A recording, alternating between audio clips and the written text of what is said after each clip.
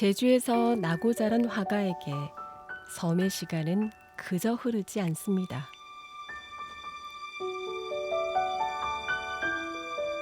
김석범 선생님이 1962년도에 발표한 관덕정이라는 중편 소설이 있습니다.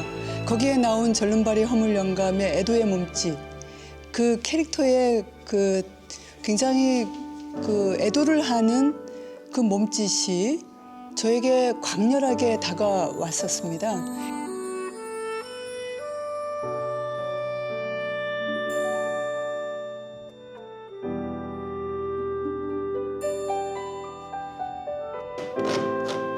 정해진 답이 없기에 치열하고 꼿꼿하게 자신의 고유한 형식을 찾아왔는데요.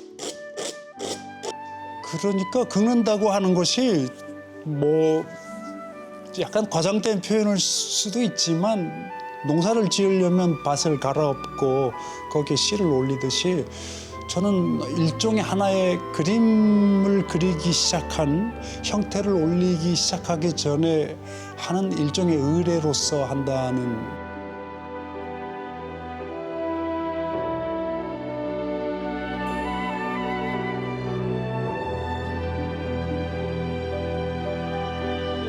함께 걸어온 30년의 자취를 모아 새로운 길을 낸 두 사람. 이들의 아름다운 도전을 만나봅니다.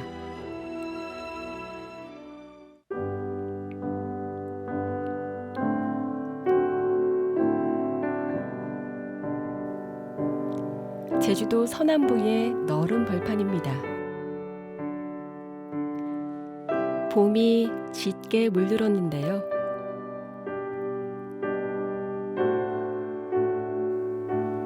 알뜰이라 불리는 이곳엔 일제강점기에 만들어진 군용 비행장이 있습니다.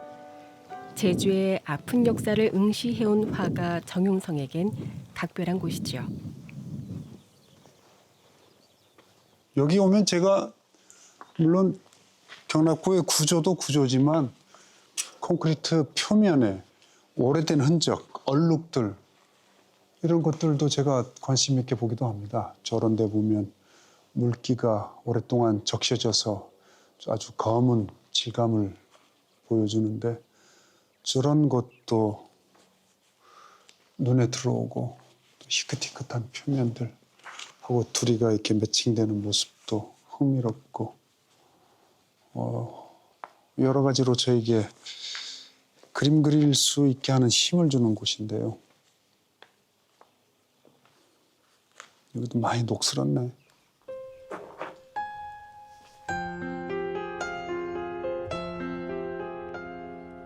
중일 전쟁이 일어나자 일본은 이곳을 난징을 폭격하기 위한 기지로 사용했습니다. 그리고 30만 명을 죽음으로 몰아넣은 대학살이 벌어지죠.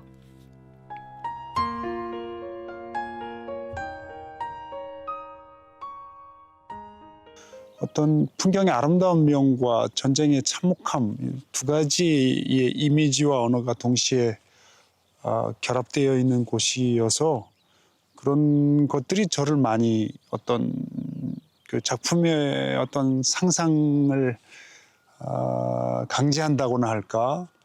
그래서 저를 그림 그리도록 추동해 주는 곳이기도 합니다. 현장에서 마주하는 풍경의 속살은 화가의 감각을 일깨웁니다.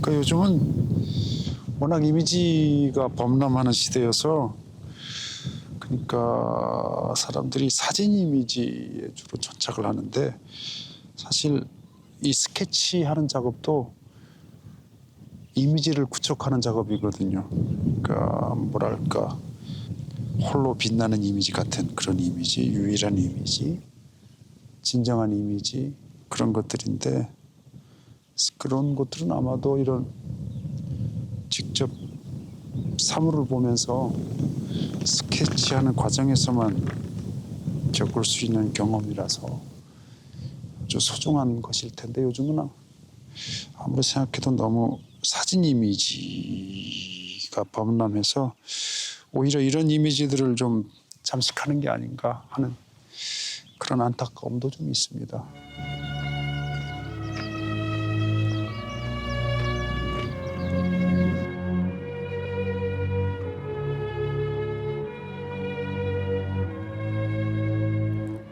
제주 서쪽 중산간 마을에 화가의 작업실이 있습니다. 정용성 작가는 10여 년간 특유의 작업 방식을 만들어 왔는데요. 표면을 긁어내 거친 질감을 표현합니다. 이제 화면을 구축하고 긁는다고 하는 행위에 어떤 이끌렸다라고나 할까 해서 종이죽하고 그다음에 여기 유수암리에 와서 난방을 나무를 떼다 보니 재가 많이 나왔습니다. 그래서 그 종이죽하고 재하고를 섞어서 접착제에 개서 화면에 바르고 그거를 다시 긁어내면서 하면 되겠구나라고 하는 생각이 들어서 2025, 6년 이후로는 두께를 가진 작품들, 그 화면의 질감 표현, 그런 표현의 작품들을 쭉 해오고 있습니다. 그러니까 그런 것이죠. 화면을 만들고 칼로 긁어내고 그다음에 아크릴 칼라를 올리고 또 다시 긁어내고 하면서 적절한 질감과 적절한 색의 톤이 나올 때까지 반복하는 그런 작업, 그런 작업들을 지금까지 쭉 해오고 있습니다.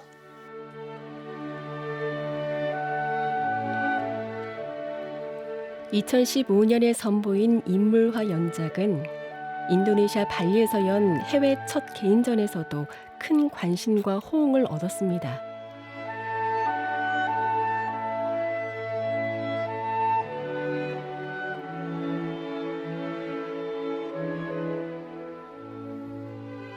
지난해 정용성 화가에게 새로운 보금자리가 생겼습니다.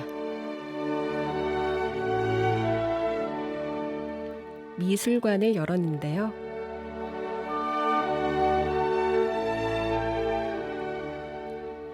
그림으로 남은 지난 30년의 예술 궤적을 펼쳐놓은 공간입니다.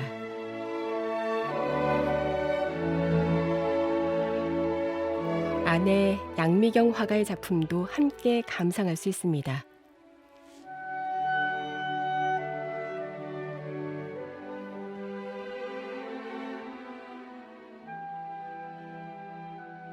그러니까 젊은 시절에는 여기저기서 불러주는 데도 있고 기획전도 있고 서울에서 아니면 외국에서 하는 전시 기회들이 많았는데 아무래도 이 세계에서는 나이가 올라가게 되면 그런 것으로부터 좀 거리감이 생기게 됩니다. 그래서 어떻게 할까 그런 고민들을 많이 했습니다. 그래서 안 되겠다. 그러면 여기 저희들이 쓰던 작업실을 미술관으로 바꾸자. 사실 이곳은 부부의 작업실이자 살림 공간이었는데요. 4년에 걸쳐 미술관으로 탈바꿈시켰습니다. 예술가의 길이 어렵고 힘들지만 함께 나아가자는 뜻을 담은 이름도 직접 지었는데요.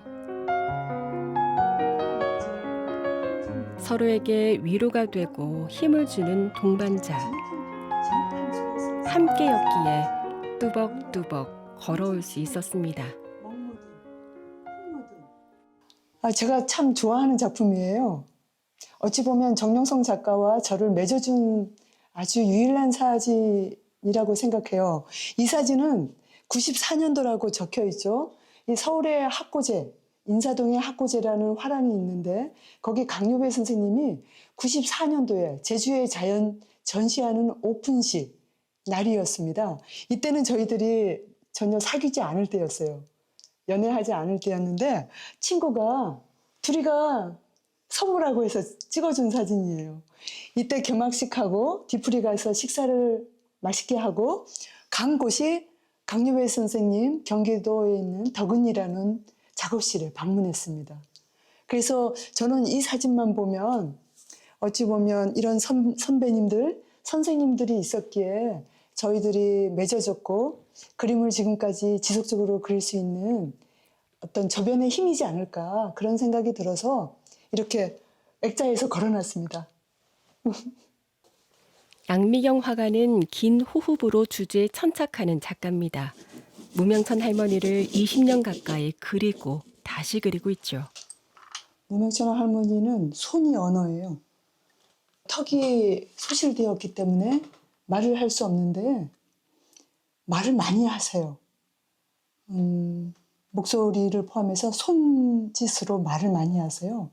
그래서 무명천 할머니의 그 손짓을 부각시키면서 무명천 할머니의 손을 통해서 삶을 들어가 보고 싶은 그런 그림 그리기를 좀 해보고 싶었습니다. 4.3 당시 총상을 입어 턱을 잃은 할머니.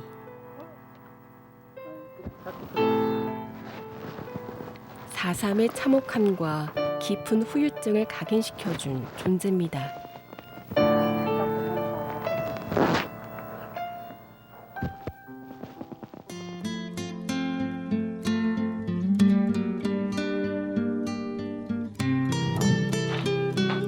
생전에 할머니가 사셨던 마을입니다. 여기가 원령리 무명천 할머니 삼터 앞에 와 있네요.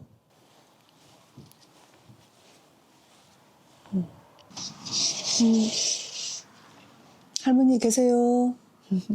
저 왔습니다.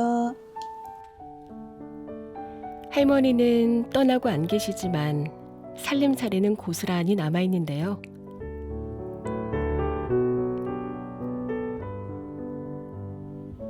할머니가 잠시 마실을 나간 듯 온기가 느껴지는 건 양미경 작가의 고민과 노력 덕분입니다.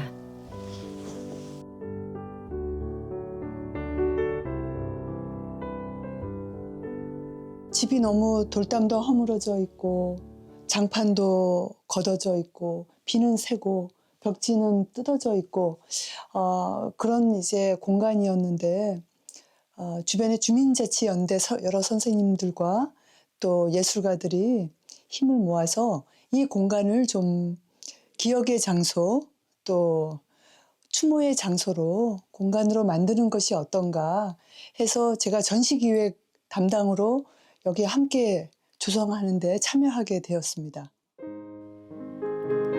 시민단체와 예술가가 손을 맞잡아 새롭게 탄생시킨 공간. 해마다 할머니 기일에 맞춰 추모 문화제도 열립니다. 그림을 그릴 수가 없겠더라고요. 저는 이제 유화가 전공인데 그림을 그릴 수가 없어요. 유화로 그린다는 것 자체가 어떤 사치 같은 느낌이 들더라고요. 그래서 어느 순간 나도 좀 작업을 하는데 고통스럽게 좀 작업을 해봐야겠다. 김경훈 시인의 이제 고운 얼굴로 도올라 환생하려네 그 시를 다 바느질로 이렇게 작품을 했습니다. 또 여기는 허영선 시인의 무명천 할머니 그 시를 전부 이렇게 바느질로 밤새워 이제 작업했던 기억이 나네요.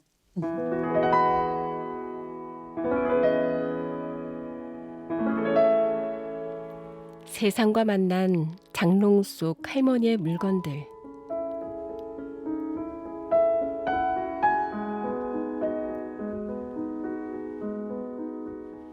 작가는 붓 대신 바늘과 실을 들었습니다.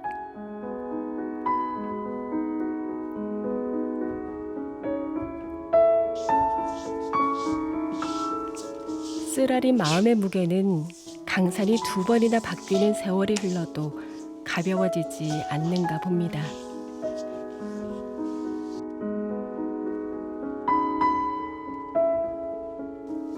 할머니 안녕히 계세요. 할머니 다음에 뵙겠습니다.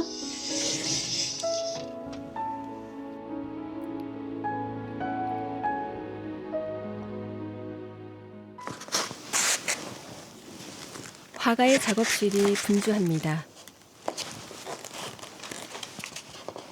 양미경 작가는 캔버스를 직접 만드는데요.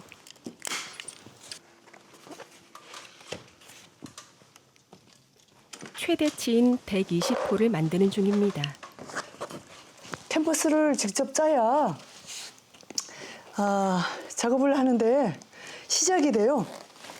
그렇지 않고 이미 만들어진 거를 해서 작업을 시작하면 뭔가 어색해가지고요.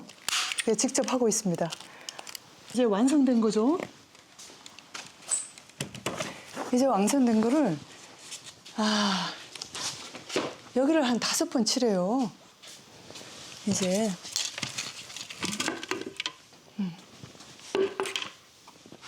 접착제인데요, 젯소. 이거를 이제 물에 일정 부분 타서 이렇게 칠하죠. 그냥 면천에다가 유화물감을 그리는 것과 이 하얀색을 계속 한 5번 정도 칠하거든요. 거기에서 물감을 올리는 거는 너무너무 달라요. 더 섬세해진다고나 할까요? 색채가. 그래서 계속 바릅니다. 천의 표면을 메우기 위한 도포 작업인데요. 색채의 발산력을 높이기 위해서입니다. 그런데 채색에 쓰는 재료도 특별합니다.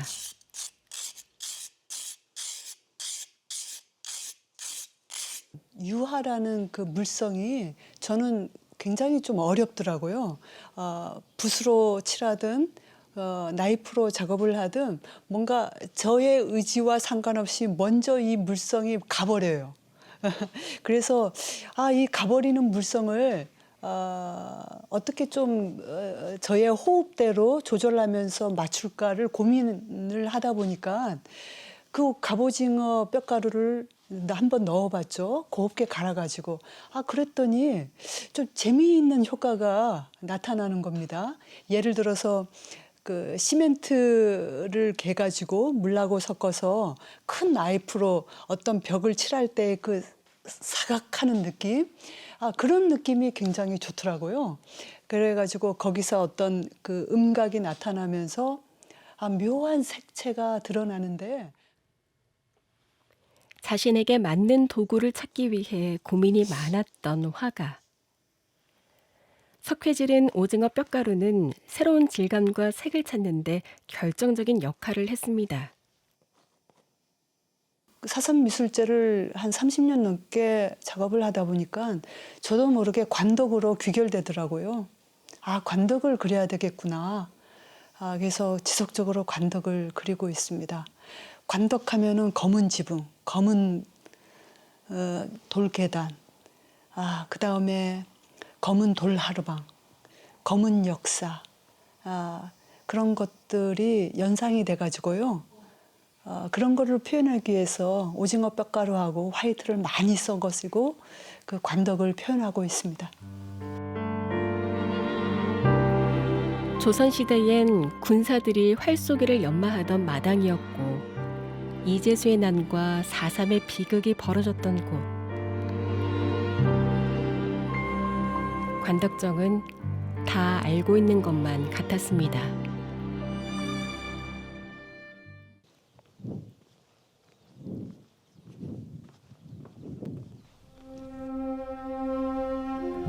올해도 4월을 맞아 4.3 미술제가 열렸습니다. 제주 작가를 비롯해 국내외 작가 총 68명이 참여한 역대 최대 규모입니다.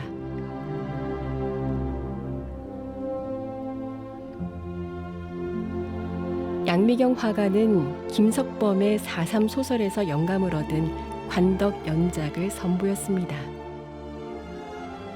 자기한테 맞는 주제를 갖는다는 것은 자기의 기질과 어떤 대상과의 일치를 만나는 지점인데요. 아마도 그 관덕은 그 일치의 지점에서 저한테 다가온 주제였지 않나 생각이 듭니다. 지금도 기억에 남아요. 이 작품은 제1소설가 김석범 선생에 대한 찬사기도 한데요.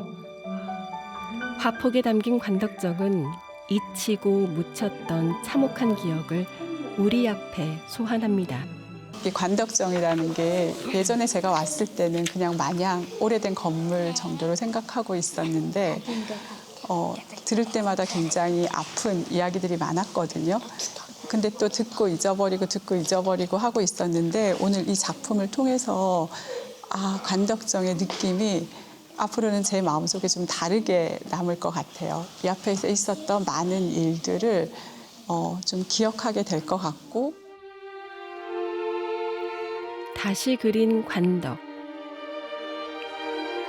화가의 시선은 아직 그곳에 머물고 있습니다.